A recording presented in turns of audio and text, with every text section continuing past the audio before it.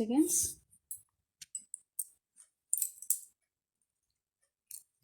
In a moment so charged with emotion, I do not wish to say much, nor is there any need for it.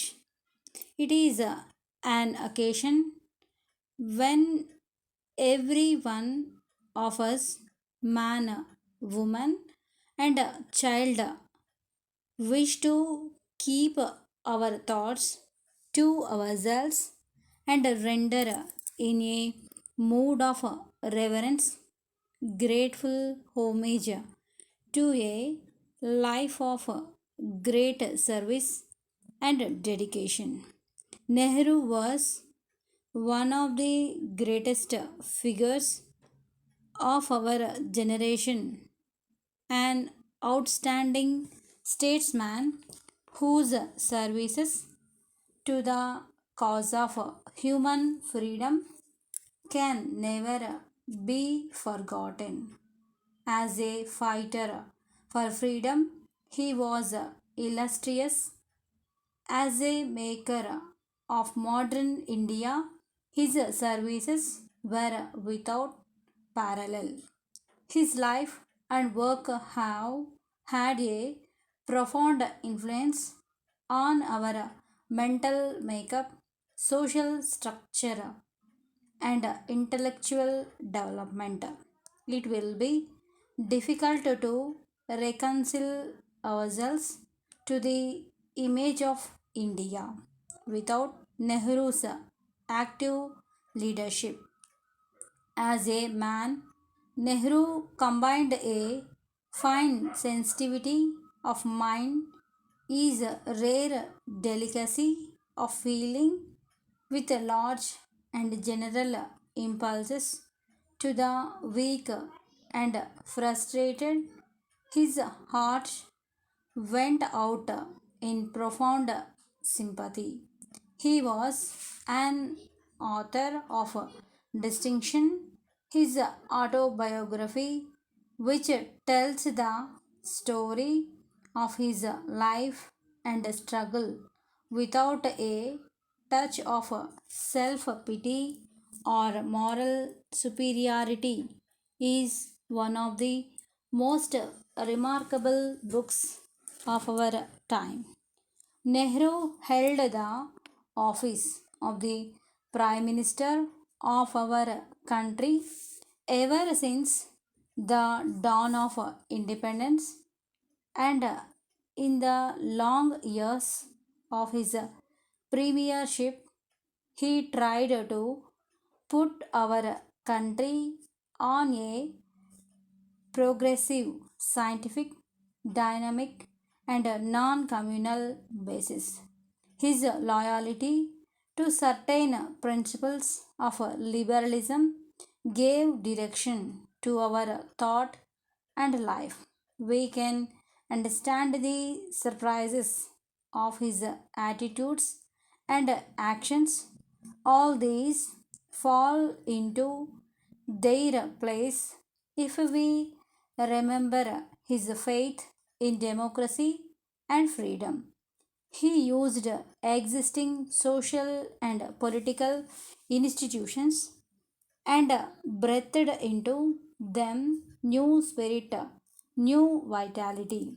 In his series of public speeches, Nehru educated our people to an appreciation of the values he had cherished. He fought for a high level of human life and turned his ideals into the understanding of the common people.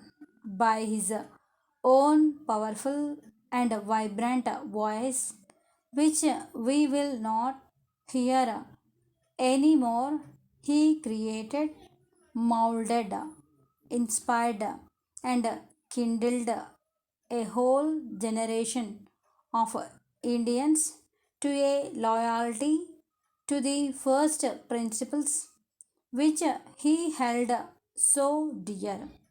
It is not enough to have great ideals. We have to work for their achievement. Time is the essence of the situation, and Nehru had a great regard for the sanctity of time. Nehru believed in the liberty without distinction of class, creed, or country. He was a great believer in world peace and the concept of one world community.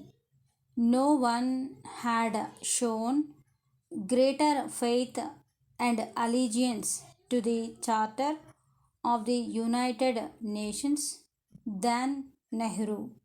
He realized that in the thermonuclear age, war would mean extinction of all civilized values. That is why he was convinced that true role of a statesman lies in lessening tensions and conflicts and bringing about a climate of understanding and mutual accommodation to settle international differences. Those of us who are left behind to mourn his loss should work for the ideals he cherished. That is the best tribute the people of India can pay to the departed leader. Jai Hind. From Mysore paper mills, Bhadravati to Messrs. Subhash Publishers, Bangalore.